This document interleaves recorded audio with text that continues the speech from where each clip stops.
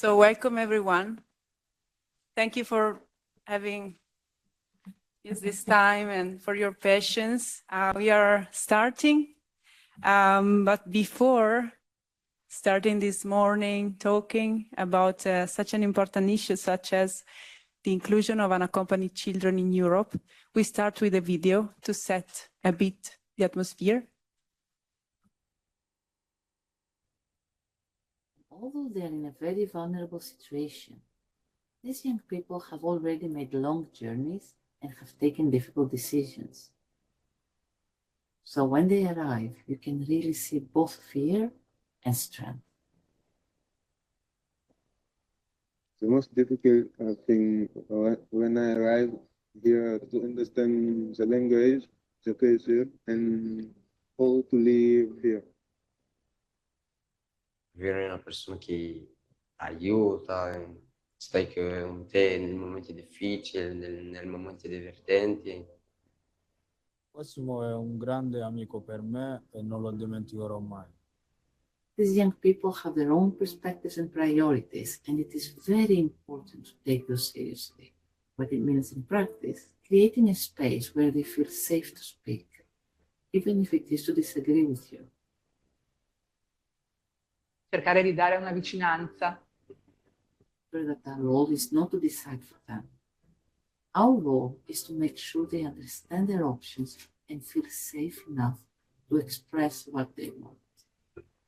They helped me understand the procedure that I had to face in order to get the visa, which was very important for me. So having that made a huge difference in that. It brings them some feeling of safety, that they have somebody to rely on, and that this person will take care of their rights. Just be there to listen and to now and then give some advice or some guidance. Because no child should have to navigate these systems alone. This kind of support also helps minors better understand their rights and make their own informed decisions. When young people feel respected and listened to, they are much more able to engage with the system and understand what is happening around. When the minor accompanied, I have an adult beside him. He can have a good future for answering communications, for help him. Per l'inclusione, che evitassero di tenere i ragazzi per quasi un anno nel limbo della prima accoglienza, permettere il più presto possibile di iniziare un percorso di formazione. Help and hope for the future, because with my guardian I was able to achieve many things. And I can't explain properly, but they did great for me. Yeah. Questa esperienza mi ha dato moltissimo, ha dato forse più a me di quanto possa aver dato a me.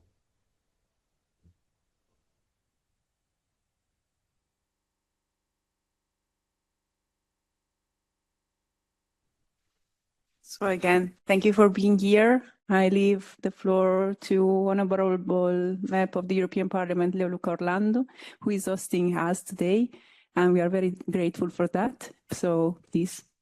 Good morning, thanks. Listen, protect, empower. I use this one so I can better hear, not for translate. Anyway, dear all, thank you for joining us this morning for this event. Today we touch upon an important topic, which is that of an unaccompanied minor and the role of municipality, the special role of municipalities, specifically in their integration in the life of the cities. As some of you know, I've been for over 20 years mayor of Palermo in Italy. In this past life of mine, I worked to ensure that Palermo and other municipalities that shared this goal could become places where migration was celebrated as a human act and an enrichment of society. The tremendous richness of people coming from another country, opening our mind, letting us just to discover that we can call God with a name different from Jesus Christ, that we can eat something different from spaghetti, that we can just appreciate the music different from Italian or Sicilian or Parmesan music. I think that we need people coming from other countries to open our mind. So I think that we have just to change our point of view. Not a problem, not a possible insecurity, but a tremendous richness for an open society of the future. Therefore, I think that we could become a place where migration was celebrated as a human and the enrichment of society, where migrants would just be other citizens of Palermo. When somebody asked me how many migrants are in Palermo, I did not reply 80,000, 90,000, 100,000. I replied no one. Police in Palermo is Parmesan, making no difference between who was born in Palermo, who does live in Palermo. Not making distinctions, just respecting the diversity of each human being. I am a racist. I am a racist because I do defend the only existing race, the human race. So I am racist. But I am against the so-called the law of the blood. My identity does not come from the blood of my parents. My daughters, they have not my identity.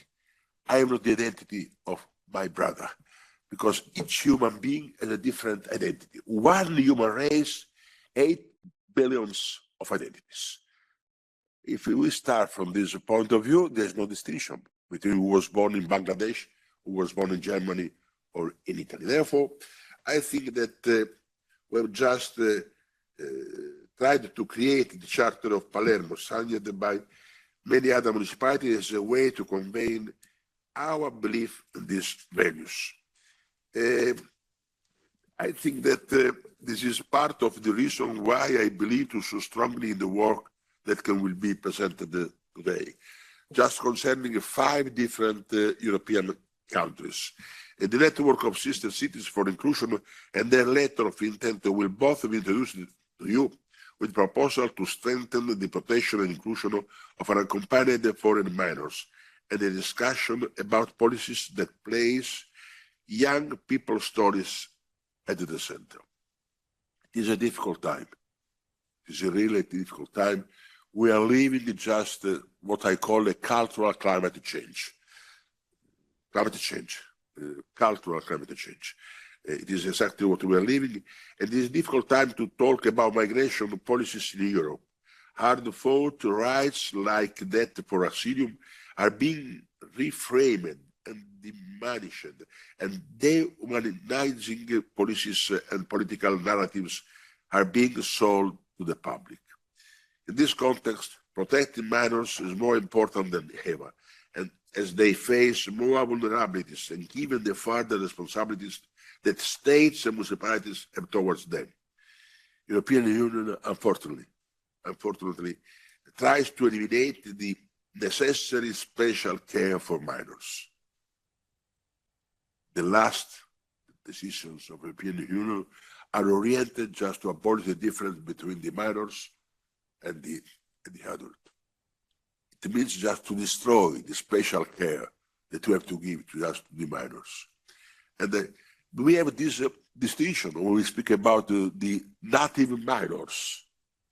But if they are not native, they are adult. They are not considered just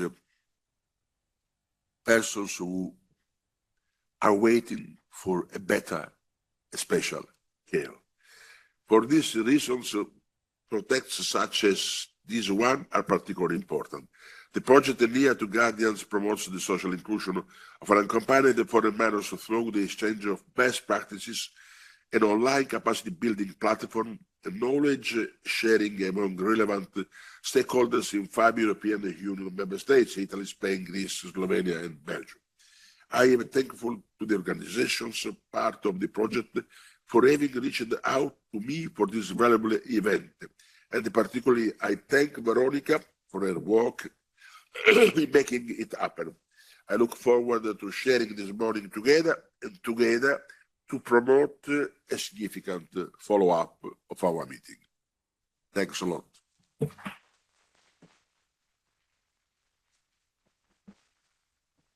Thank you so much. We didn't ask to you to host this event by chance. Your past as a measure qualified you to understand the project better than probably others. And we are very grateful to be here today. And I must say, we are looking forward for the future also to follow up with our event and requests, also with some activities through the European Parliament. But now, without further ado, I will ask to my kind colleagues of the project to come here with us so that we can start with the first session. We will be presenting the project. So my colleagues will introduce each working package one by one. You can stay here with us. We are very happy. You do whatever you think is fine. We are happy to have you together with us. Yes. So there will be the occasion to share a bit of what we are talking about today before getting to know what we did with this Sister Cities Network, the letter of intent, and the roundtable with the external speakers. So please, Emanuele, you have the first intervention, and up to you. Good morning. Once again, welcome to the final event of the Near to Guardian project. Today is an opportunity to reflect on this journey called Near to Guardians that has brought together organizations, institutions, professional guardians from across Europe with a shared objective, strengthening the protection and inclusion of unaccompanied and separated children. The Near to Guardians, which stands for networking and exchange activities to reinforce guardianship or housing, labor and education. It was launched in March 2024 and we conclude very soon in August 2026.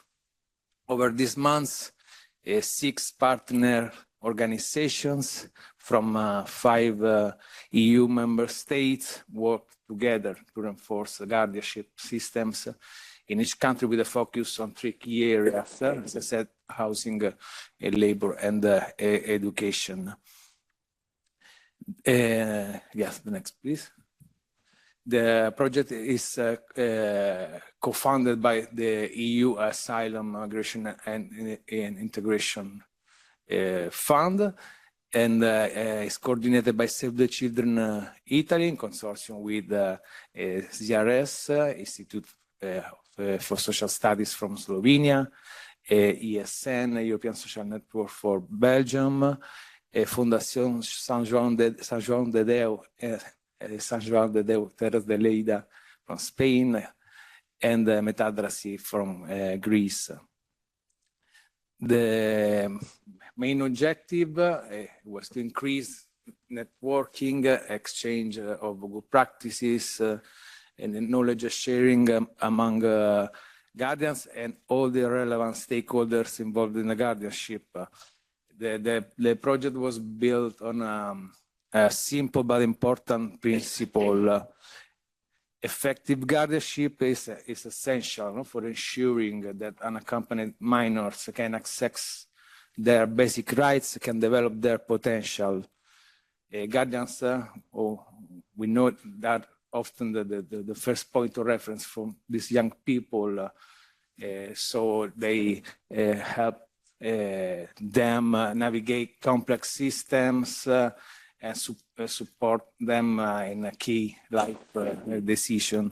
For this reason, the focus of the project was on this 3 fundamental area of inclusion, because access, safe accommodation provides stability, education creates opportunity for the future, and labor inclusion helps young people achieve their autonomy.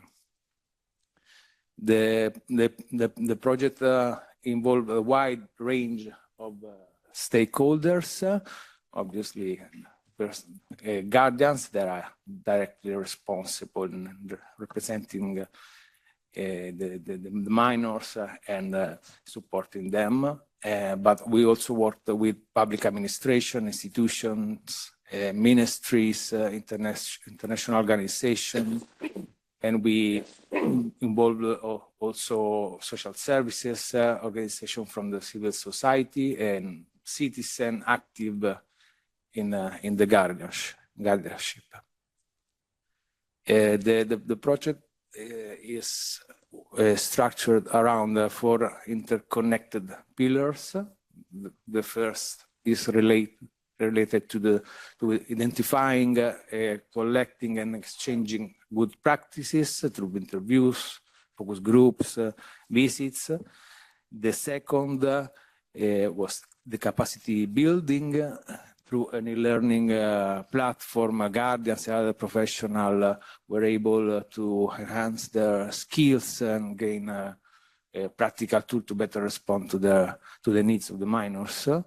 The third was the networking. One main achievement was the creation or the strengthening of relationships among all these actors, guardians, authorities, and other organizations and institutions, and obviously the creation of a sister cities network for inclusion.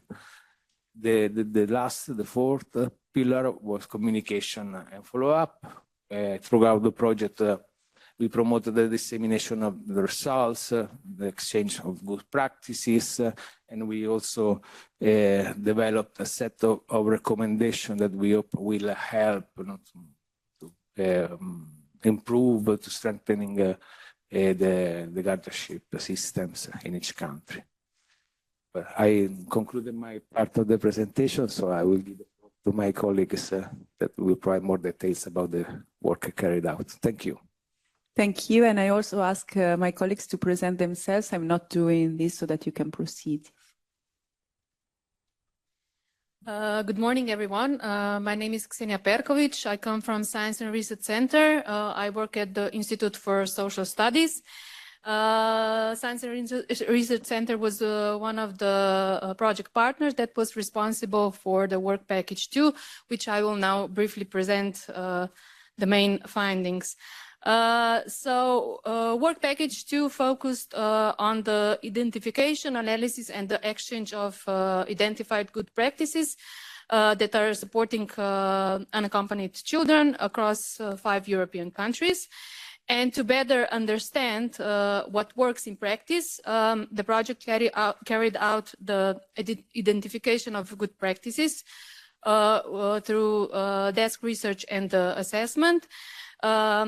We implemented the field analysis through interviews and focus groups with stakeholders and professionals. And we also implemented the consultations with unaccompanied minors reference groups in 4 countries. What is important is that the process did not involve only organizations and professionals. We also directly involved unaccompanied and separated children themselves, because we wanted to ensure that practices, the good practices that were being identified are meaningful and relevant also from their perspective. So in addition to research activities, we organized 15 national and transnational study visits, allowing professionals and stakeholders to observe practices directly, to exchange experiences, and to reflect on conditions that are needed for the transferability to other national contexts. So one of the crucial findings was that despite the differences between national systems, similar structural challenges were identified across all 5 countries. So unaccompanied children often experience fragmented support pathways, instability during transitions to adulthood, barriers to education, to housing, to employment, and also limited continuity of support after they turn 18.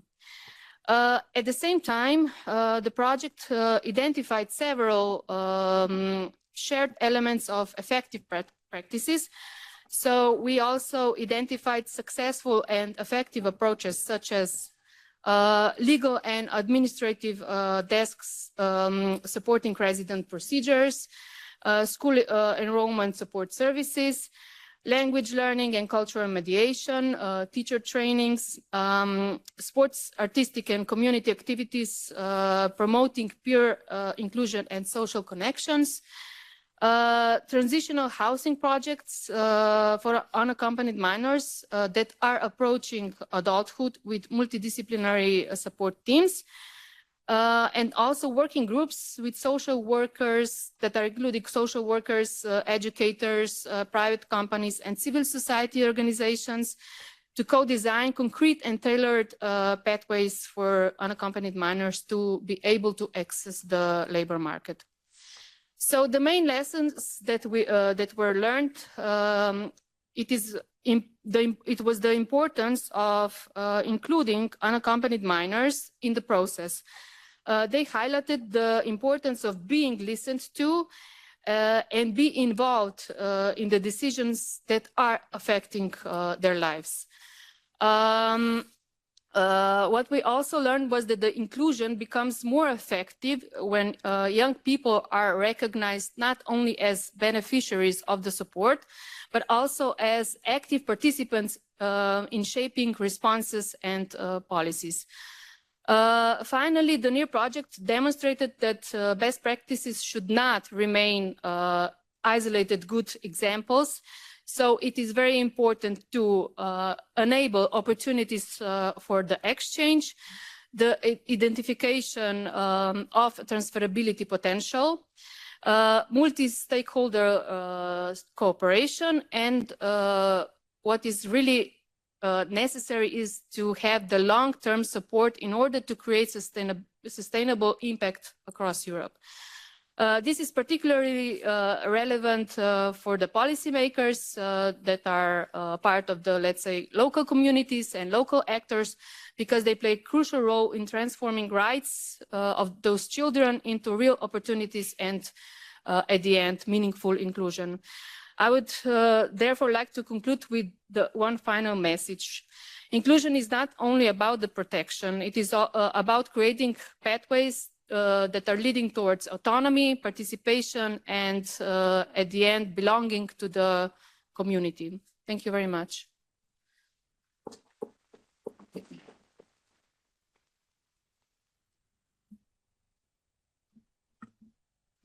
Good morning, everyone. My name is George Kyriakos. I'm from Metadrasi, from Greece. First of all, I have to say I'm really happy to be here among partners sharing a common vision. I will introduce the online learning platform that has been developed in the framework of the Near to the Guardians project, and I will try to explain why this initiative is particularly important for professionals working in the field of child protection.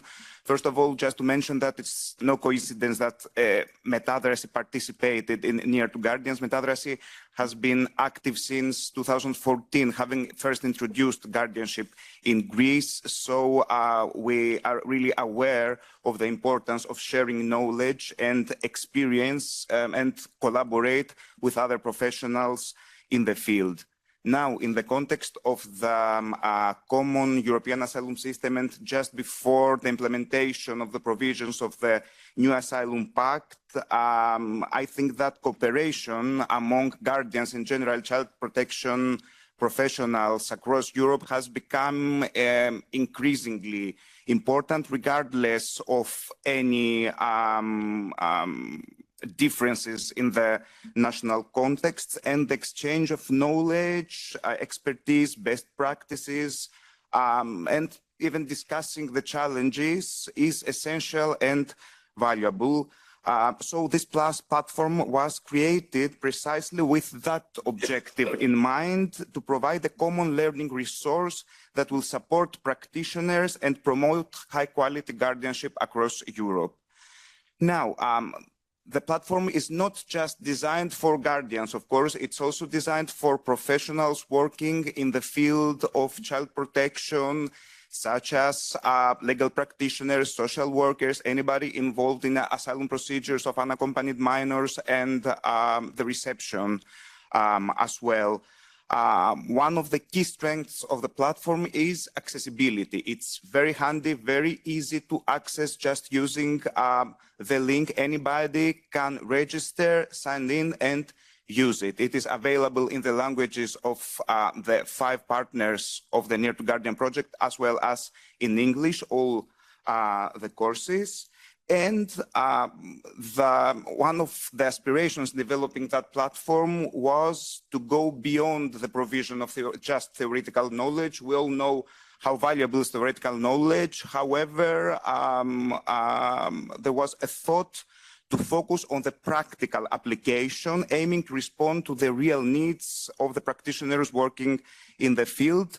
This is feasible through case studies, role-playing exercises, videos, interactive learning activities, through which the practitioners can link the theory to the everyday practice. A broad range of topics is covered. I could briefly categorize those topics under 3 categories mainly: legal and procedural issues, including the legislative and institutional framework in relation to guardianship, age assessment procedures, asylum procedures, and generally ways to grant a residence permit to an unaccompanied minor.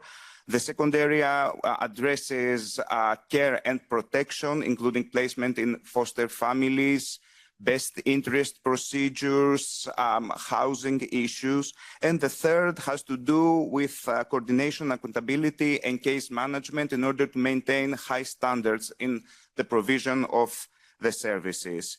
Now, there are certain features in the platform that are rather special. I would like to highlight them. First of all, there is an interactive map which depicts various good practices across Europe, which might be a source of inspiration about what has been done good so far, what has been successful so far. There's a knowledge map that depicts the various modules and shows how they may be interconnected. There is a glossary including the main terms used throughout the courses in order to familiarize those who study, to familiarize themselves with those. There are case studies, as already said, through which practitioners can engage to realistic scenarios. There are assessments through which somebody can check whether it has been successful or not in studying, and certificates issued proving that a course has been completed. Also, there are resources and practical tips that include much material that might be particularly useful for all practitioners. Another main feature of the platform is the flexibility. It's an asynchronous learning platform, and anybody can choose the pace according to which he or she may study based on commitments and schedules. They can revisit the modules whenever needed. So this, we think, that makes the platform a valuable resource, not only for an initial training, but also for a continuous professional development. I'd like to close that short presentation by saying that we believe that this platform represents much more than just an online training tool. It is an investment in professional capacity, cooperation, and quality standards across Europe. So we hope, we envisage that it continues to evolve and remain accessible to practitioners and serve as a lasting reference point for guardians and child protection professionals working to safeguard the rights and interests of unaccompanied minors. Thank you very much.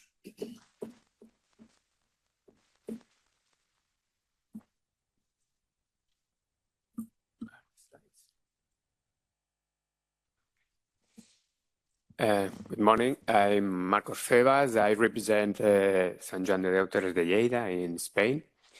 And now let's take a look at what are working tables. Is a method we are chosen to collect and organize the knowledge.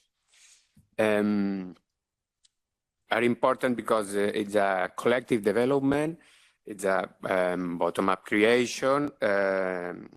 Co-creation enables the integration of multiple forms of knowledge in a short time.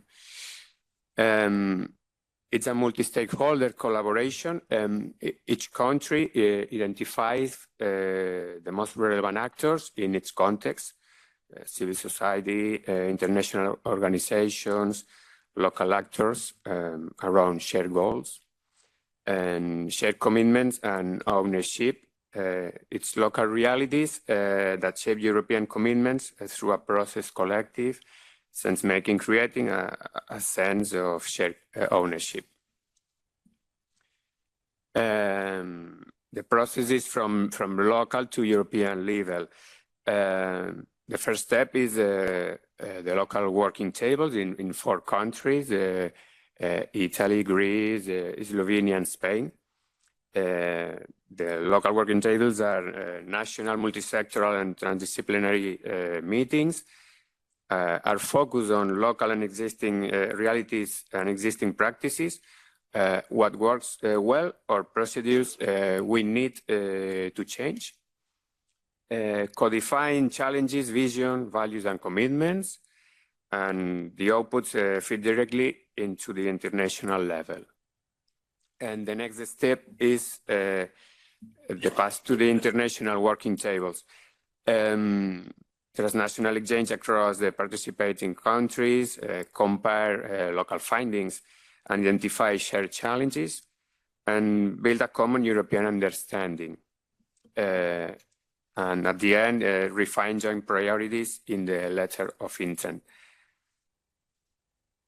And what's the methodology? The local input gathering. The input was collected from local working tables in the 4 countries, I said, across 3 key areas, education, housing, and labor terms. And next, the thematic analysis and synthesis. Local insights were clustered and synthesized to identify common patterns and priorities. Common reporting templates facilitated analysis and comparison. International validation and refinement. This is a really complex task. Findings were validated and refined at international working tables to build shared European understanding. And the outcomes are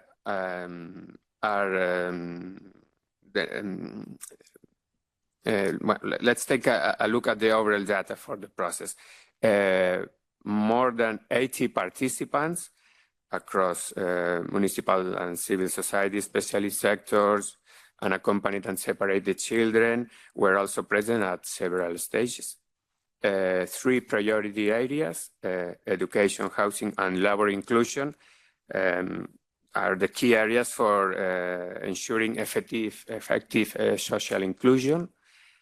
And the total number of tables is 10 working tables, local and international ones.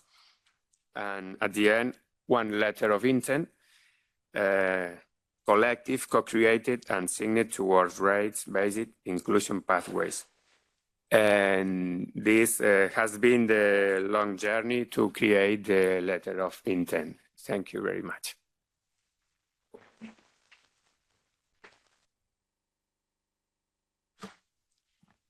Thank you, my project colleagues, for having driven us throughout the project.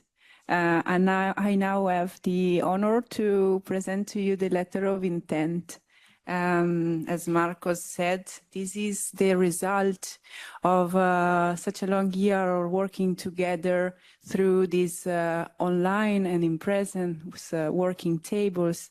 So the local ones, and some of the participants are also in the room, other ones are connected. You are not seeing them, but there are a lot of people connected that are listening to the event, and I thank you, all of them too.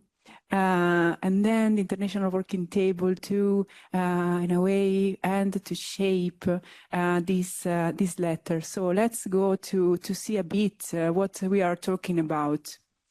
The letter of intent, first of all, I think it's important to say that the slides, Sarah, please. Could you? Yeah. No. Okay. Sorry, I was not seeing them. Yeah. They are way more beautiful than what I shared with Sarah before she's working. She has worked on the graphics. So beautiful that I couldn't even recognize my own words. So yeah, I'm totally astonished, believe me. I have in front of me my old presentation, and they are definitely different. So what is the letter of intent? It's really a bottom-up document, and we are very happy to repeat this again and again, because it's something that we build all together. And I think its power is a mix of point of views. It's a mix of experiences and expertise. And definitely, it's really this is quite, it's touchable when you read the letter of intent that you can find in the materials. You see how much the commitments are rooted in our communities, in our everyday life, and work together with the unaccompanied children and the youth. So we at the moment got 13 municipalities signing this letter.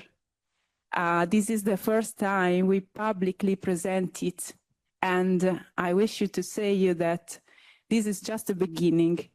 These 13 municipalities are in a way piloting what we hope is becoming a huge network, what we call the Sister Cities Network for Inclusion. So we are here to say that this is open for signatures, and we really hope to share it wherever we can in the future. And it's not linked to the project. Of course, as Emanuele said, the project will end as all European projects, but this will remain. This is probably one of the most important points that will remain as the project produced. So also we have 8 stakeholders who signed the letter. They are civil society stakeholders who were with us throughout the project, supporting the project, sharing with us their views, and again, we are open for more. The letter of intent is built on 3 main areas, the areas of the project, so education, housing, social housing, and working inclusion. Let's go to see some of the commitments, and let's start from the education part. I'm not gonna share all the commitments. You will find them into the letter. You can also find it online, and please share wherever you can the contents. So regarding education, one of the most important issues that have been raised throughout the working tables, both at local and international level, has been the coordination and the administrative burden. So one of the commitments of the actors that signed the letter is administrative simplification, so important. From the local to the national level to the European one, I must say, this is a point which is quite crucial, not only on education, but still. Then the importance of promoting inclusive pathways and environments. This is another point we really stressed in the during the tables, and we put in the letter of intent, as well as supporting pathways also in non-formal education, meaning, for example, vocational trainings. Let's close with the last point on education, which is important to promote narratives. Narratives that recognize the active role of the child, of the unaccompanied child, of the youth, and their meaningful participation. You know, the UNCRC, the Convention of the Rights of the Child, is putting participation as a core principle, and we deemed it very important to make it a commitment for the actors signing the letter. Let's go to the housing. I'm trying to squeeze a bit the presentation so as we are on time. Housing is an important point, especially when it comes to the autonomy. So you know that the coming of age is a very difficult moment for every child. I think every one of us has some memories regarding coming at age, and definitely it is even more difficult if the child has not his or her family with him or her. So when it comes to autonomy, we saw how the three issues, education, housing, and in labor inclusion, are interlinked. And starting from the housing point, we saw how difficult it could be to find a solution, a housing solution. So we decided to really commit on improving the access to housing after 18, and to strengthen, again, once more, the coordination among actors. We saw many best practices, and you will find them in the report among the project materials on housing that can be really very interesting to be shared, to be implemented in other contexts. As Honorable Orlando said, this could be really the opportunity to make these best practices living and not only be included and read into a report. What is important is exploring innovation when it comes to housing and transitional possibilities for children at the coming of age, so as they get autonomous step by step. And on these, I think it's important to highlight, again, once more, the coordination with other issues, such as the labor inclusion, so linking housing opportunities to the labor ones. Let's go to the labor inclusion so that I close this intervention. When it comes to this issue, we focus a lot on the importance of creating opportunities and spaces, and to have dedicated resources to foster the dialogue, to encourage inclusive recruitment, to encourage the creation of raising awareness initiatives, also for the employers. And again, I think it's important to think about the narrative and the importance of changing the narrative, or better, shaping the narrative, making these children and youngsters known for what they are. And in this way, we think it's important that also the job opportunities are shaped in line with their needs, dreams, and aspirations. This is so important. Also to a bit break some of the narrative that maybe are stuck in our communities. And finally, importance of promoting partnership, multi-stakeholders one. We see how they are working. When the system is coordinated, opportunities arise more easily. And finally, definitely integrating, as I said, all the aspects of the life of the child and the young, meaning housing, again, education opportunity and labor inclusion. I thank you so much for the attention, and I will ask to these external speakers, we are very happy to have you here to come to the table.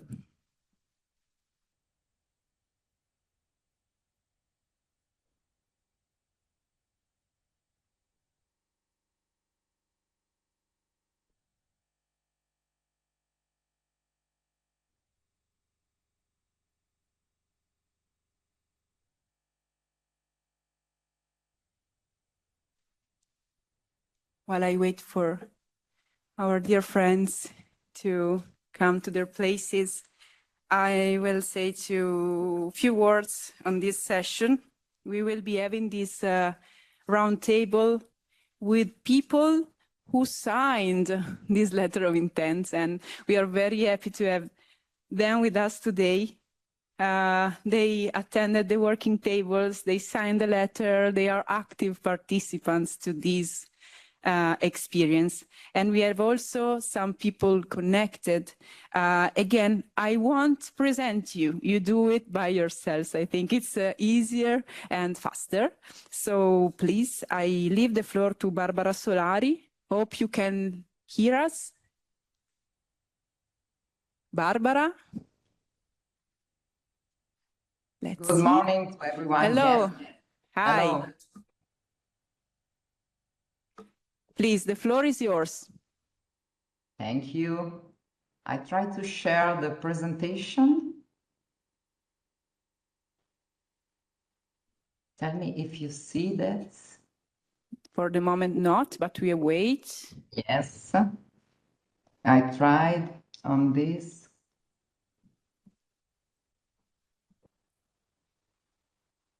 Yes. Did you see it? Yes, thank you so much. Okay, thank you. Good morning, everyone. I'm Barbara Solari, the manager of Social and Social Health Policy Division of the city of Turin.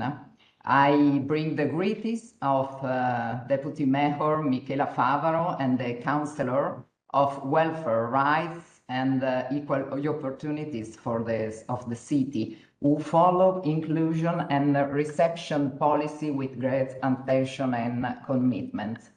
I wish to underline the value of collaboration with Save the Children, which has always been for us and for our citizens a qualified counterpart, a fundamental partner able to promote cooperation among cities, civil society, and young people, contributing to building a shared European approach.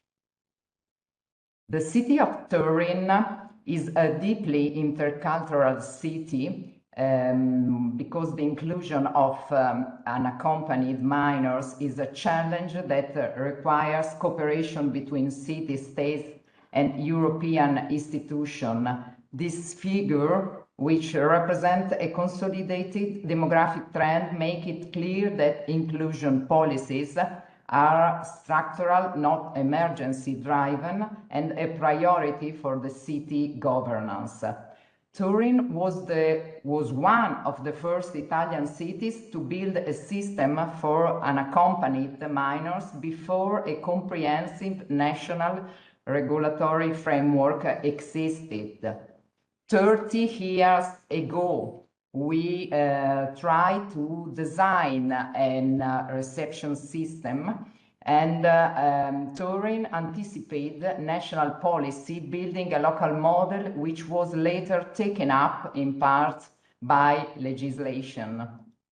This is the situation of the first city in Italy. The Italian landscape, Turin ranks fourth after Milan, Rome, and Palermo in terms of the number of unaccompanied minors taken into care with a consolidated and recognized system. Turin is not a landing city nor a transit city, but a city of settlement. Overall, considering the population size, Turin ranks third for receiving unaccompanied minors. In 2025, we reception 825 unaccompanied foreign minors, of whom 413 were new arrivals. Girls represent a small group, but one that requires highly specific and dedicated intervention. Here you can see the backgrounds of our unaccompanied minors. The diversity requires tailored pathways and important investment in intercultural mediation. We have in Italy a mixed reception system, partly paid by Italian government, partly funded by the cities. This means that the place operated with turnover. The sales system covers an important share, but not enough compared to the 825 minors supported. Outside sale is a flexible response to emergency and peaks, but entirely covered by the municipal budget. We have a good practice. A family foster care for unaccompanied minors. Over the past 3 years, the reception system has evolved by launching an innovation that set as apart at national level. The testing of family foster care for unaccompanied foreign minors. In addition to the residential reception system, Turin has developed a major innovation. We are the first city in Italy to have regulated and promoted this model, including in the form of same-culture foster care, which draws on the communities present in the territory. We have in 2025 127 minors placed in family foster care. This approach, it's a good approach because it promotes integration and stability, it minimizes institutional care, and it enhances the role of local communities, and is a practice we believe can be replicated and scaled at European level. This is a model that Turin is ready to share with partner cities within the Near to Guardian project and the sister cities for inclusion network. We have another objective for the future. The future direction for the next size cycle 2027 and 2029. We launch our new objective. We believe that biological families, birth families, can be valued as a resource in unaccompanied growth pathways, always focusing on the child's best interest in every case. This marks a turning point in the city's educational approach. For the first time, in a systematic way, the birth families of unaccompanied minors will be recognized not as a risk factor or source of distance, but as an active and structural resource in growth pathways. These represent a transformative innovation compared to the traditional model, which generally aim to build the minor's autonomy without their family and migration history. The city of Turin has made this programmatic choice for the next 3 years. Where appropriate for an educational perspective and case by case, the new sales cycle for unaccompanied minors will create educational pathways that help rebuild the child connection with their birth family to support their identity. No longer just integration within the reception context, but accompanying the whole person with their roots, their history, their bonds. We believe this approach represents an original contribution to the European debate on the protection of migrant children. It is possible to combine protection and identity, autonomy and belonging, reception, and biological continuity. This too is a model that Turin is ready to share with partner cities within the Near to Guardian project and the Sister Cities for Inclusion network.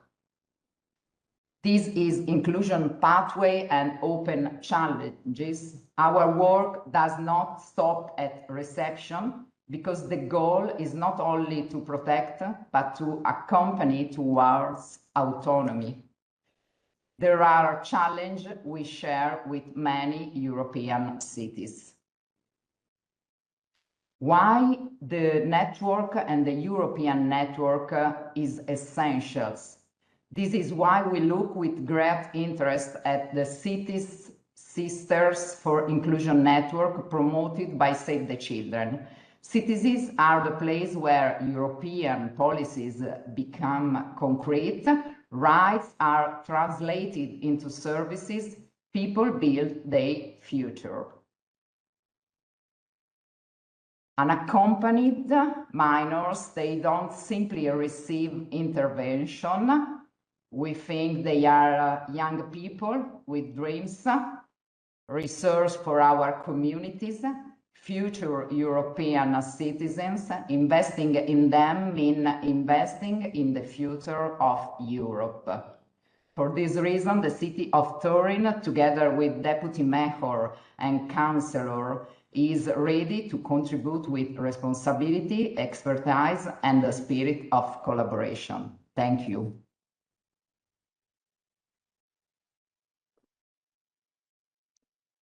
Thank you so much, Barbara, for this intervention. I leave the floor to Carlos and Juanes. Thank you.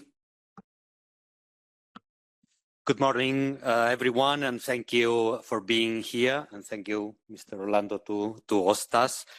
Let me start. Okay, maybe I should introduce myself, right? Yeah. I'm the second deputy of the municipality of Lleida and the social action and innovation councillor.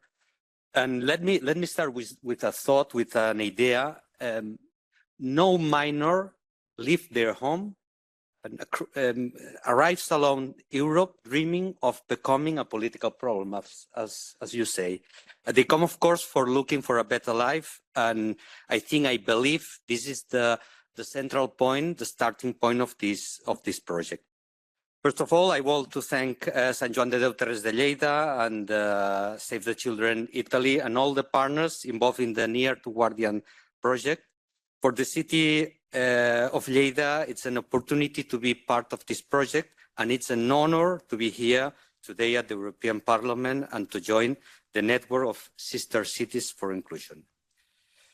One of the lessons we have learned through this project is while migration is a global phenomenon, inclusion happens locally. It happens in our schools, it happens in our neighborhoods, it happens in our workplaces and in our communities. And that's, as you say, generates debate, of course, but debate is something that we should not be afraid of.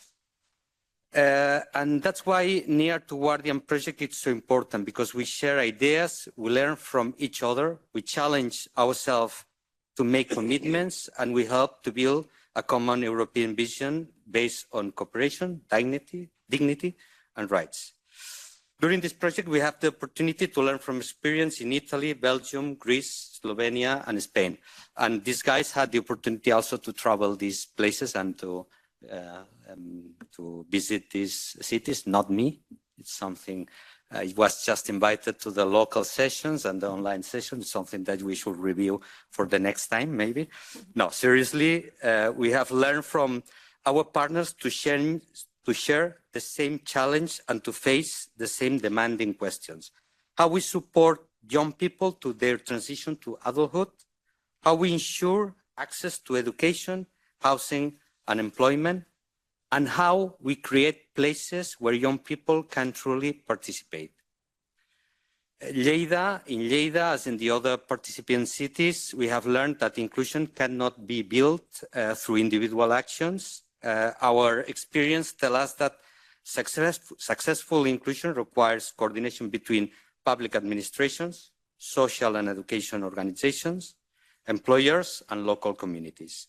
And it also requires commitment at every level of government. In Spain, important steps have recently been taken. The extraordinary regularization process and the recent changes to migration rules give many people already living in Spain the opportunity to obtain resident and work permits and to build a future for themselves. Of course, locally in Lleida, since 2023, we have been developing a new model, inclusion model, what creates new services, new facilities to support homeless people, including vulnerable young people at risk of homelessness. But also will focus to prevention by addressing issues such as education, language learning, mental health, addictions, and access to employment and housing. As part of this project, our youth department, Lleida Jove, is working more closely to the social service, housing, education, and employment. We call this project HOME. In Catalan, it's habitatge, ocupació, mobilitat, educació. And this approach, it fits perfectly with the commitments for this letter of intent. But today, we face another challenge. You mentioned, Veronica. Across Europe, in other countries, in our cities, certain voices claim the migrants destroy social cohesion, break community bonds, make neighborhoods unsafe, and threaten local identities. And of course, the answer to this cannot simply be indignation. The answer must be good public policies. An answer must be successful inclusion, which is precisely the goal of this project. Because success means help to build, means helping them to build a future, taking part in the society, and find their place in the community. And of course, today, the City Council of Lleida reaffirms our commitment to that vision, and of course, to the network of sister cities for inclusion. Thank you very much.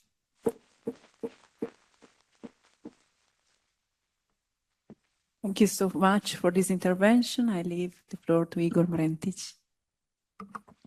Thank you. Hi to everyone.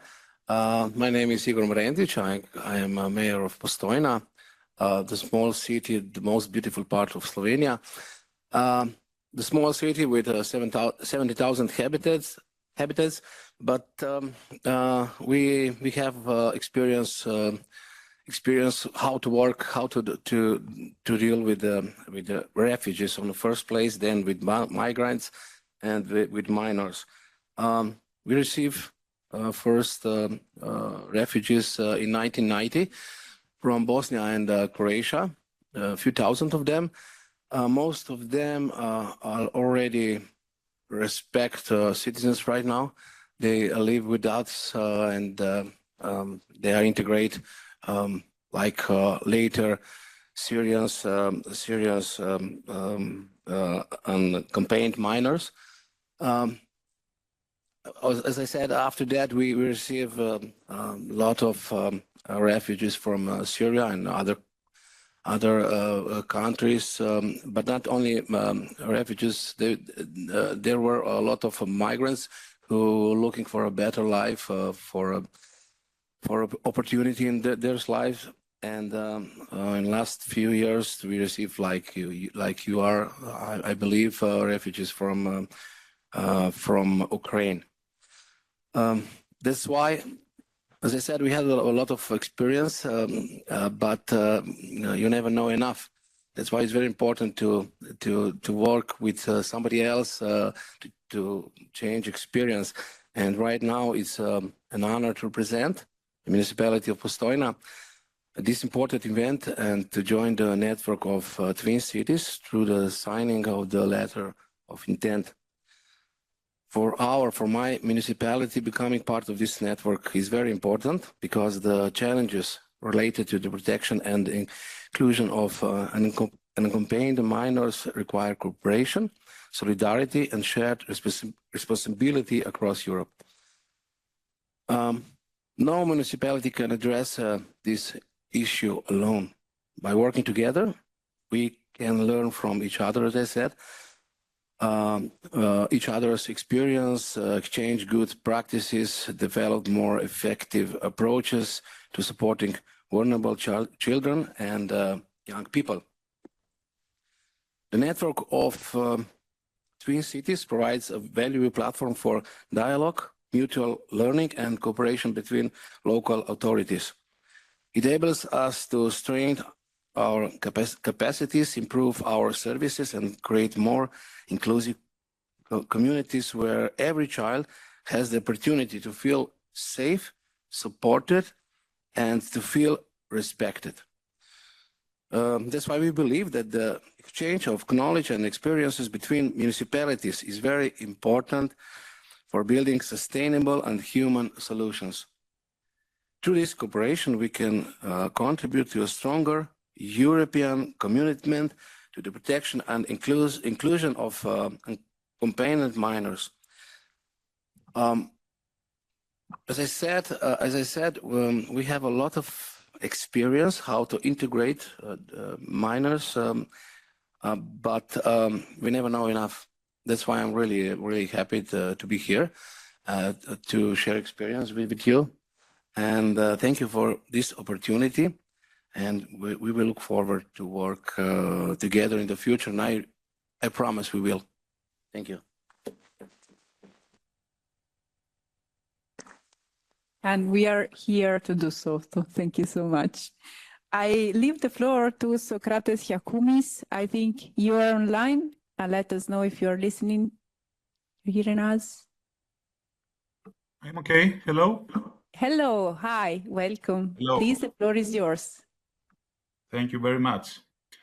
Honorable members and colleagues, ladies and gentlemen, my name is Socrates Yakumis, and I'm the Deputy Mayor of Sport from Greece, from Mytilene. It is a great honor for me to be here today representing the municipality of Mytilene and the citizens of Lesbos Island, that for many years has stood at the center of one of the greatest humanitarian and migration challenges Europe has faced in recent decades.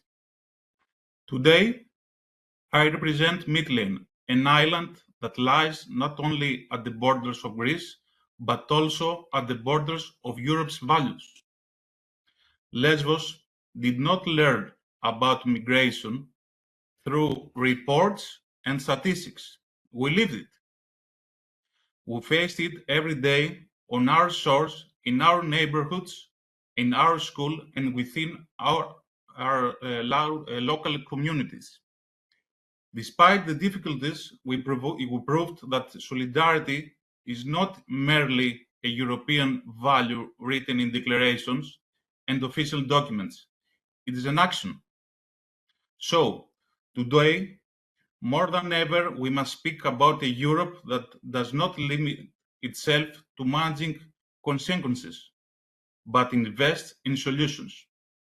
And one of those solutions is social inclusion.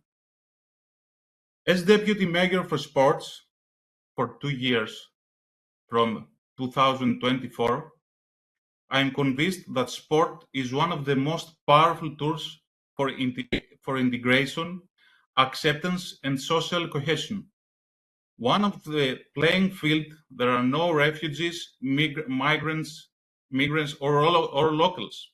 There are young people learning to cooperate, to respect one another, and to pursue common goals. This is precisely the objective of the partnership that the municipality of Mytilene has developed over the past 2 years with Metadresi organization, with the support of the Hellenic Olympic Committee and in cooperation with Lactida organization. Through joint initiatives, hundreds of children and young people have found a space for expression, participation, and meaningful questions. We're not speaking about theories. We're speaking about results, about children of different nationalities playing sports together. So, about families who feel they are part of a community, about a society that chooses to build bridges rather than walls. Particularly important is the NEAR program, which demonstrates in practice the strength of European cooperation. It is a program that promotes participation, inclusion, and stronger connections between local communities and people seeking a new beginning in their lives. The experience of Mytilene teaches us something very important. Local communities do not ask for a pity. They ask for cooperation. They ask for support. They ask for a fair European policy that shares responsibilities and recognizes the crucial role of frontline regions. Europe will not be judged solely for how effectively it protects its borders. It will judge how faithfully it upholds its values, solidarity, democracy, and respect for human dignity. Mytilene from an island has been tested but has never been broken.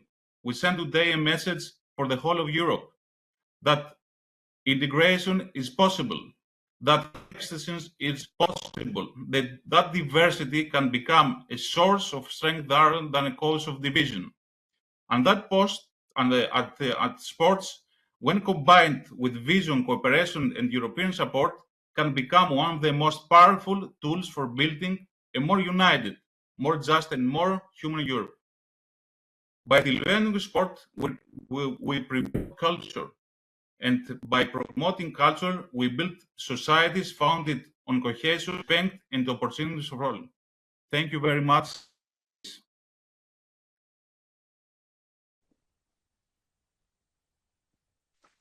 Thank you. I give the floor to Tiziana Colasanti. Thank you, Veronica. Thank you, Save the Children, to host, and Mr. Orlando to host this section. I'm very honored to be here, and I present myself as a human being, first of all. And I'm very happy to be here and listen to all the previous presentation and intervention, because they are building a new Europe in my mind. And this is what I do every day, not only for my professional, but as a human being, as I said. I'm a guardian, I'm a foster family for minors. So I touch every day what I talk about today. And for what I live every day, I want to share that this is the main occasion for me to tell everybody that it's a great opportunity to be a guardian. We also have built a board in the region of Lombardy dealing with minors and guardians, because in Italy, every city, every municipality works in different ways. And this is a very big hassle for the guardians. So if you have a minor in one city, you cannot talk to the guardian of the other city because he has a completely different experience. And so the main job of this board is to try to make the whole region kind of like similar in practices, so that every guardian can have routes and the same pathway to step on. I listened to many very interesting things, and what you did in these years is very having a very big impact on the life of these minors and the guardians. And as Barbara Solari said, is very important, and what I did in my experience every time I have the opportunity is to be in touch with the families in their countries, because they often have a mandate from their families to come to Europe. So if you are strong in touch with their families, then they cannot play with you, and you will follow them more strongly. Again, every child needs to be seen. No people can grow without being seen. So being a guardian, you are a very strong person beside them. And I always like to work with them and not for them. So this is why I really want to be part of their lives, so that I can have a better impact. But this is not only to have an impact on their lives. This, as the video was saying, has a better impact on your life and your family when you are a foster family, and when you do with passion what you do every day. This is my way to grow my children. And this is the way you can live a better future for all the European citizens. And hopefully the world will be a better place to live for everybody's. I don't know, have the whole overview of how the Guardian is held in different countries, but in Italy, it's very simple to become a Guardian, and it's very simple to have a training before starting this experience and during the whole procedure of being a Guardian. So it's very easy, but it's very useful. It's a strong way to make the difference for one person, but for your own life as well. So I very much encourage everybody who can listen and share the opportunity to be a Guardian to do so, because it makes a difference to many people. Thank you.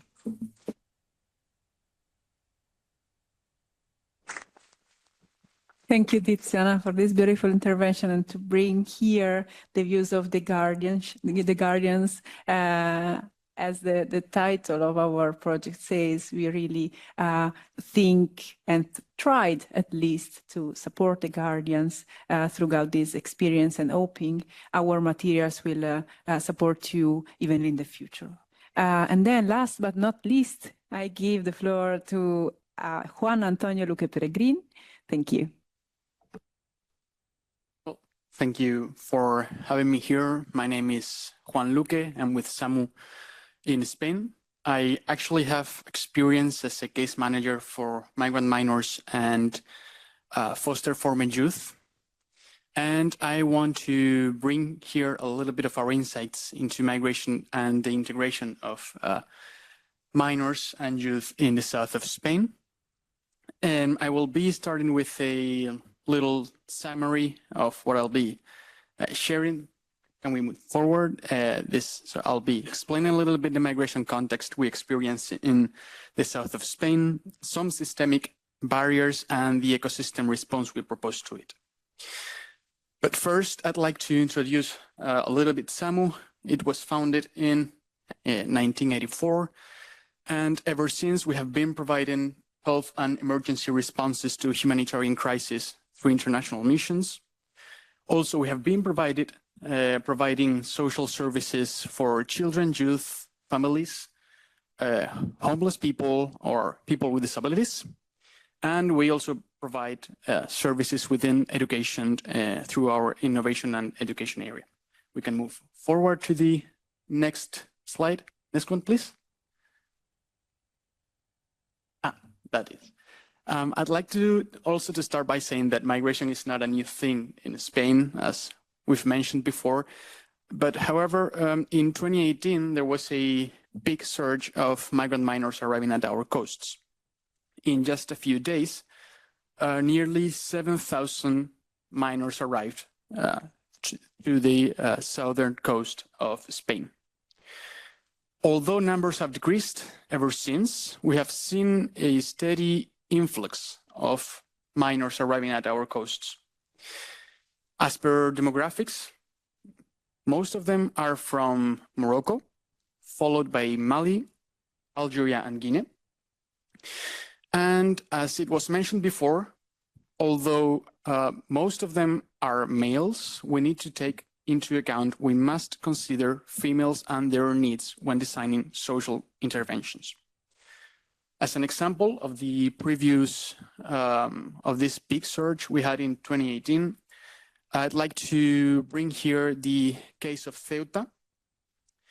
Ceuta, city in the north of Africa, hosted nearly 900 children in just 3 days, which was overwhelming for the city and the system in general. This is just an example of what happened because it was happening all over the coast of Andalusia, and is now actually happening in the Canary Islands and the Balearic Islands. As a response to that overload, to that amount of cases, regional governments established specialized centers to provide specialized intervention. This is a system that has been maintained until today, but it has its shortages. Most of those centers are usually overpopulated, with more than 60 children living together, and are usually placed in geographical isolated places due to the impossibility to find most suitable places to rent because of rejection of local authorities and neighbors. Some other challenges faced by minors arriving in Spain relate to the age. For example, as they arrive, they want to start to work as soon as they can. But there are a few problems to that. If they are 14, 15 years old, they will have to wait until they become 16 years old, of course. But if they arrive at 16, 17 years old, they only have a few months before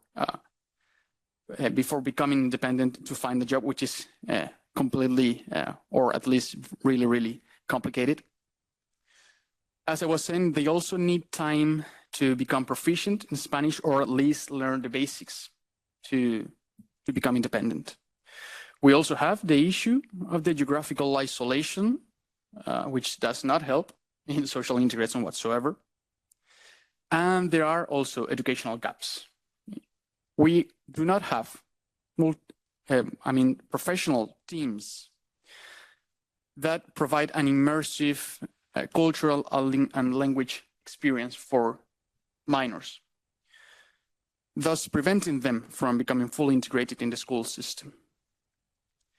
Now, going forward, we also have the disconnection between expectations and reality, what they expect as they arrive and the reality they find, which is very much related to the migratory project. As our colleague mentioned before, if the migratory project is a family investment, these minors will usually feel, or often feel, pressured, anxious, or frustrated because they cannot start sending money right away. But if it is a voluntary project, well, that makes things a little bit easier because it's easier to work with them. Also, like I mentioned before, they usually live in overpopulated protection centers, which do not provide the individualized attention these minors require. Professional teams are overwhelmed by the caseload, and they cannot provide this individualized attention. Some other challenges relate to the impact of the political discourse on migration, as it has been said here before. The repetition of the labeling of migrant youth as a social problem becomes a systemic barrier for them. It prevents them from acquiring full citizenship. For example, in Spain, we have, like I believe in all of Europe, a housing problem, which is even tougher for migrants, for youth, because as soon as they can call a landlord to say, I want to rent a place, they say, my name is Ahmed, and that's the end of the conversation. And yes, as they transition to independence, like I mentioned before, there are two main trajectories. The one for those who arrive at 14, 15 years old, they have a few years to become independent, or the one for those who arrive at 16, 17 years old, they only have a few months. So what do we do about it? Well, there are two main categories of needs that we have identified. The first one is those needs related to language and labor integration that are voiced by minors. We provide for them Spanish courses and cultural integration. We also provide, in terms of labor integration, comprehensive job navigation, localized market research or job placement services. And then we also have the non-demanded needs relating to psychosocial well-being. We intend to provide a safe and a structured space as mandated by law through effective pedagogy, everyday pedagogy, trauma-informed care, and an empowerment perspective, all of which is done through a gender approach. But we are not alone in this, as we are highlighting here today. We collaborate with local administrations, at least some of them, with community sports and clubs, for example, for after-school activities, specialized social organizations for job placement services or cultural immersion, and bigger partnerships like the ESN or other social entities in Europe for research and European best practices. I'd like to finish by saying that we know that this investment has a social and economic return. If we're provided with proper support, youth will find a place, will find a job, they will even start their own family and business, thus contributing to build a better Europe. Thank you.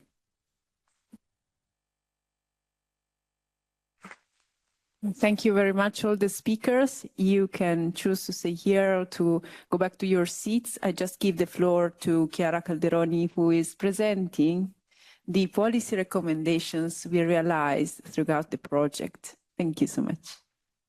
Thank you, Veronica, and thank you, Mr. Orlando, for hosting us. I'm really happy, I'm honored to be here at this final event of the Near to Guardian project, presenting this recommendation for policies and practices that promote the inclusion of an accompanied minor in the European Union.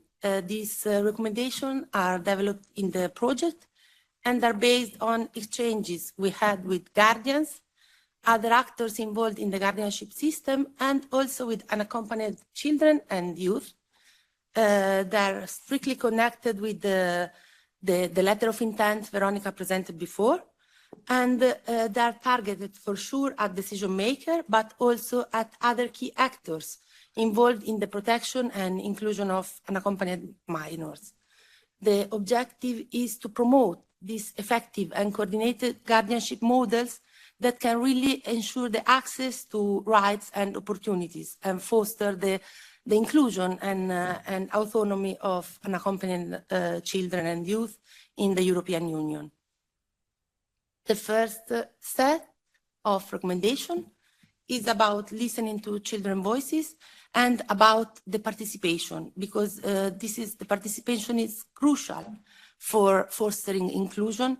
And so it's central to place children's personal stories, aspiration, and talent at the center, and also to encourage their participation in decision and politics that affect them. Is also valuable to promote safe spaces where this participation can really be effective. The second group of recommendation is about right, residence permits and procedures, because it's for safeguarding the rights of unaccompanied children and youth. It's really important to have fair and child-friendly procedures and a stable legal status to enable their real inclusion and a smooth transition to the adulthood. So it's important to establish these rapid and child-friendly procedures, and also to include legal information and assistance in every step of the pathway of the minors when it is needed from them. And it's also really important to ensure rapid access to residence permits and stable legal status, ensuring the continuity after the age of 18, because in this way it's possible to prevent the irregularity and really support their transition to the adulthood.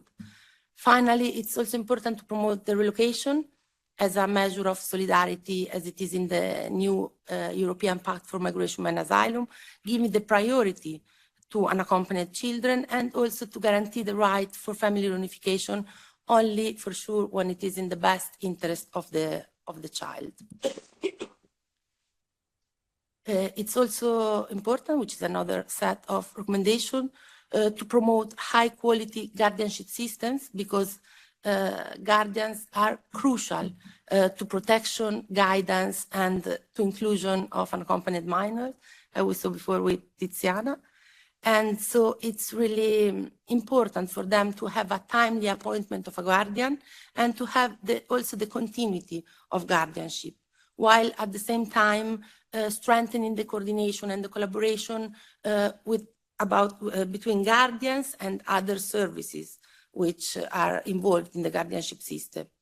It's important to allocate adequate recognition, support, and resources to guardians.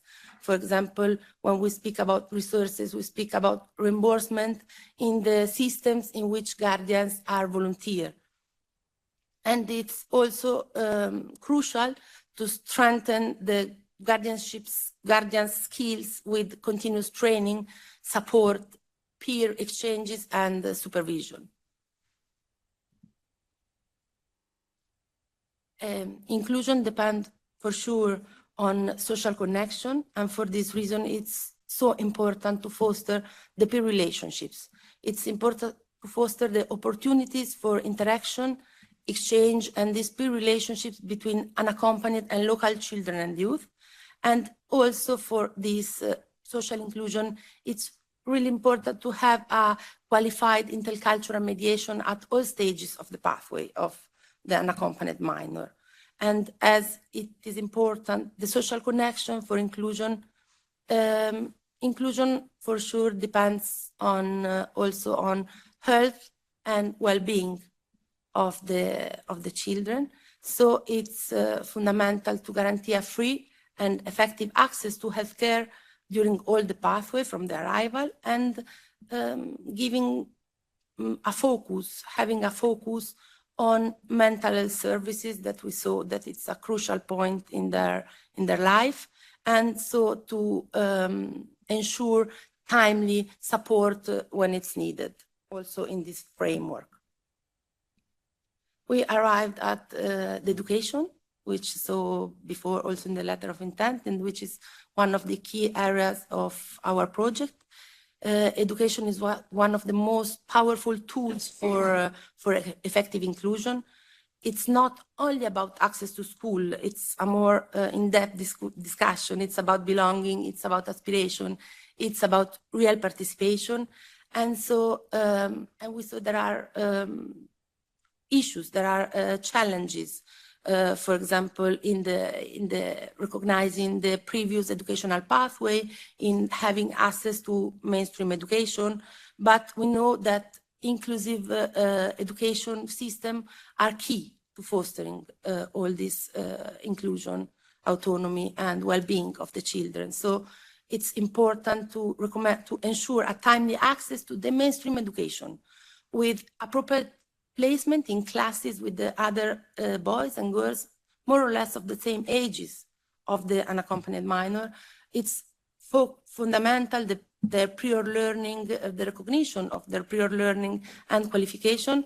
And again, we speak quite a lot about participation, but also in this case, it's fundamental to take into account their talents, aspiration, individual skill, to foster real inclusive learning environments.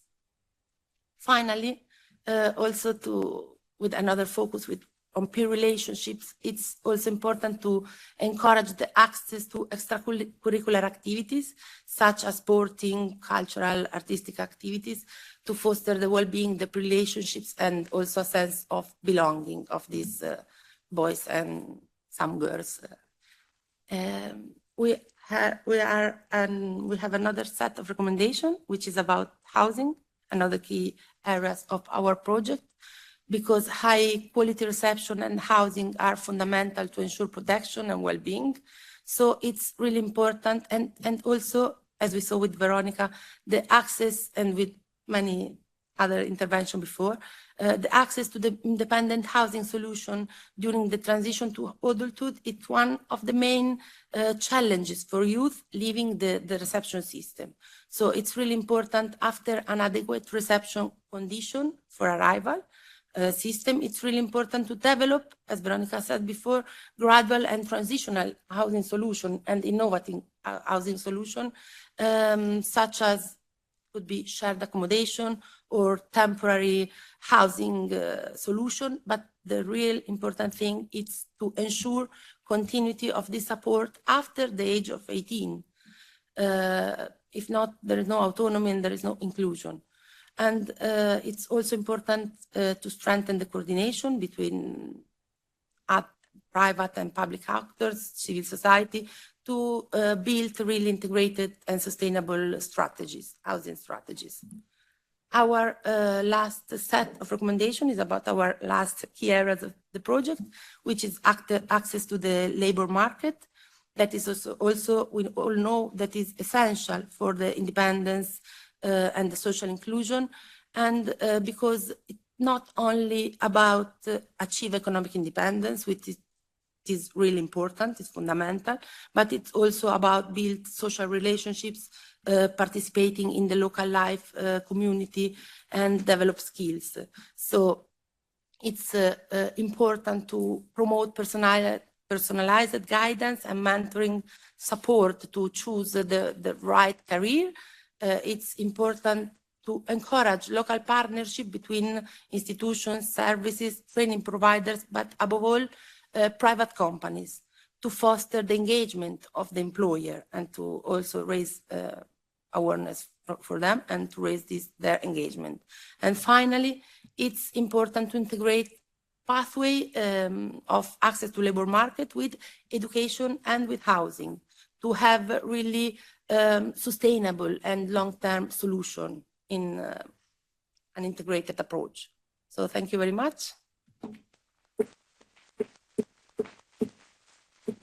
Thank you, Chiara. It was definitely not an easy task for you to have this session with all the policy recommendations we realized. I asked Stefanos, our colleague from the ESN, to chair the last session. Maybe also Honorable Member Orlando wants to say a few words to close the event. Just a few notes. I will ask Stefanos maybe to take only the questions we have online so that from the room we can discuss directly during the networking session. This in spite of time. After this closing session, indeed, there will be the coffee break and the opportunities to talk with us, with all the project teams. We will be sharing experiences and you can ask to us all the questions you may have. Thank you so much.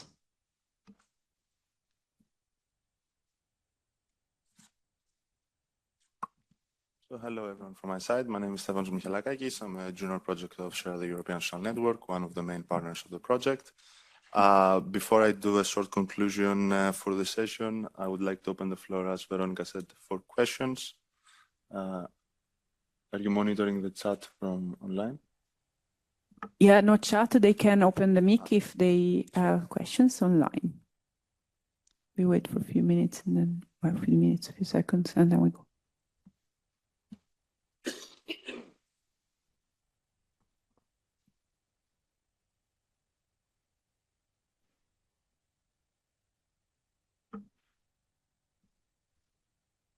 Think you can go. I can go, okay. So as we come to the end of today's event, I would like to thank everyone for joining us here in the European Parliament and also joining online. Over the last 30 months, Near to Guardian has brought together organizations from 5 EU member states with a common objective to strengthen guardianship systems and improve the inclusion of unaccompanied children across Europe. Throughout today's presentation and discussion, we have seen that while national systems may be different, there are a lot of shared challenges. For example, access to housing, education, and employment is difficult, and especially particularly during the transition to adulthood. At the same time, we saw very nice and inspiring examples of what works when support is coordinating, personalized, and grounded in the rights and needs of each young person. As I don't have a lot of time, I would just like to say that today we've been reminded that unaccompanied children must remain at the center of our work. Their experiences, perspectives, and aspirations should not simply inform our actions, but also shape them. True inclusion means listening to young people, involving them in decisions that affect their lives, and recognize them as active participants in society. Near to Guardian does not end with today's event. The network that has been built, the exchange of practices, the commitments reflected in the letter of intent and the sister cities provide a strong foundation for future collaboration and continued progress. So let's live today not only with new knowledge and new connections, but also with a renewed commitment to ensure that every unaccompanied children has access to protection, opportunities, and a genuine sense of belonging. Thank you very much for joining us today, for your engagement throughout the project, and for your commitment to supporting unaccompanied children across Europe. I think I was short enough. We can now proceed with the networking session. Thank you again and have a lovely rest of the day.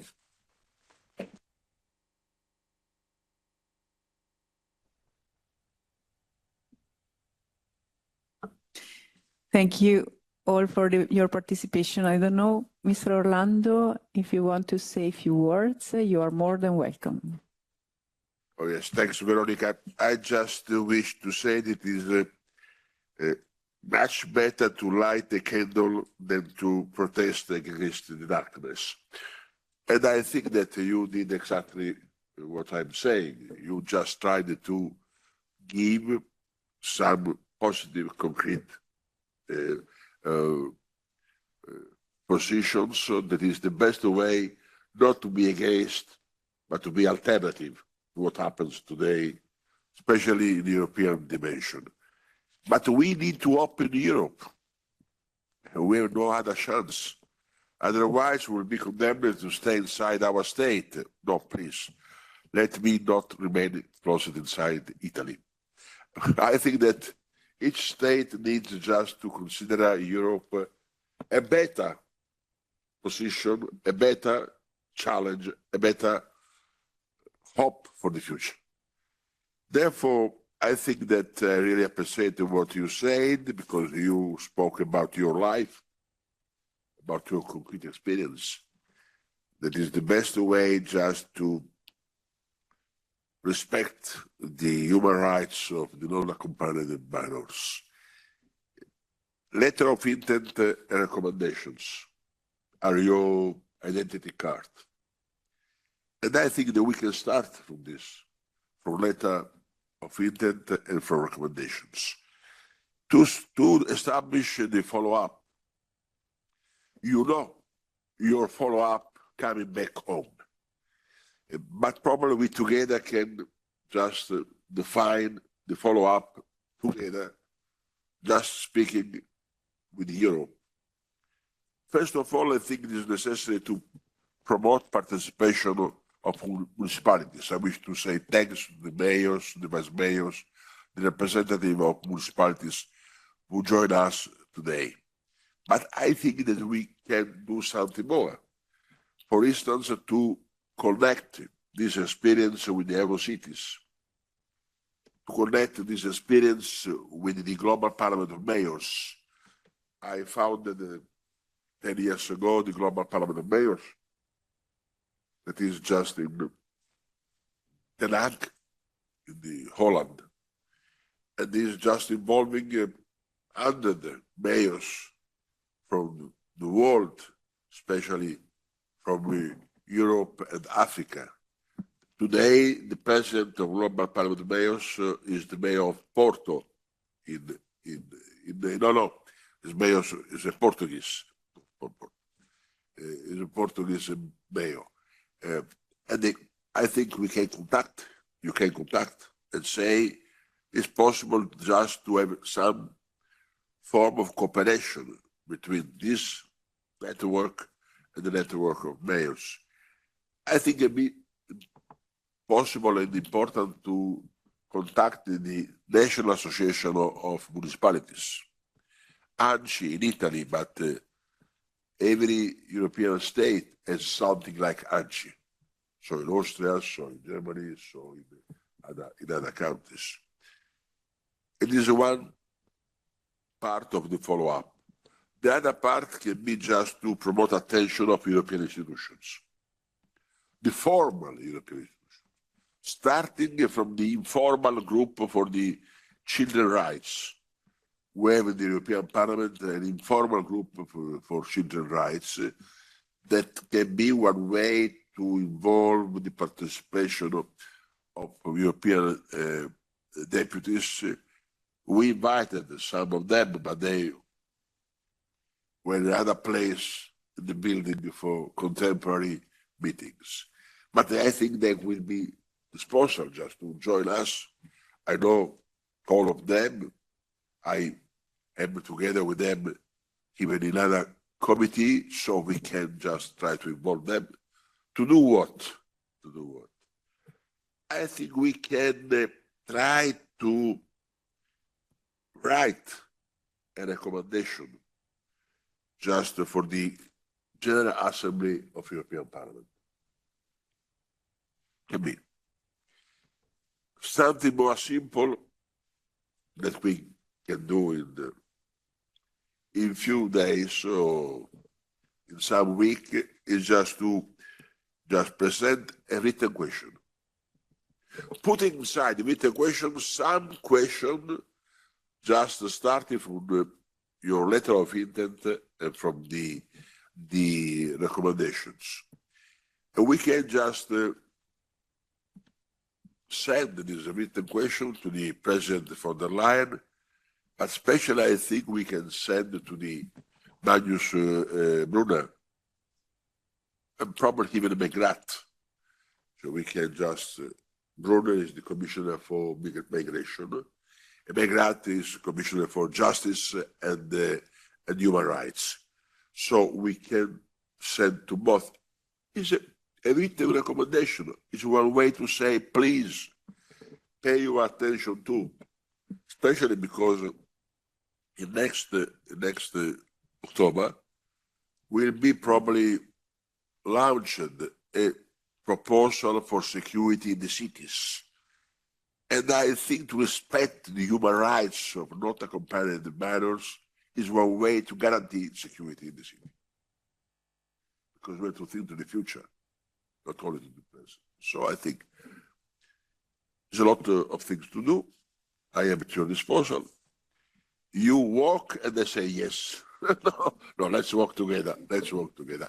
But my staff is just ready to cooperate, just to write the letters for the Eurocities, for the Global Parliament of Mayors, for the National Association of Municipalities, for the informal group, the European Parliament for Children's Rights, and especially for recommendations. And probably better to start with the written question. Thanks a lot. Thanks.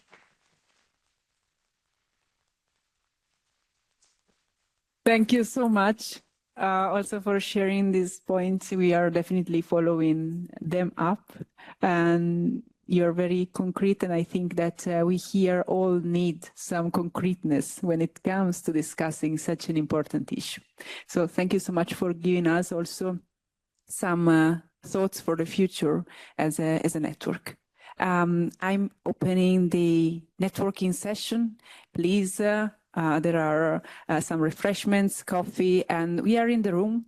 We are open for all your questions. We have some materials to be shared. You will find us like a little bit in the room with laptops, with cards, and you can approach us. Thank you again for joining, also for the online guests, and I wish you a very good day.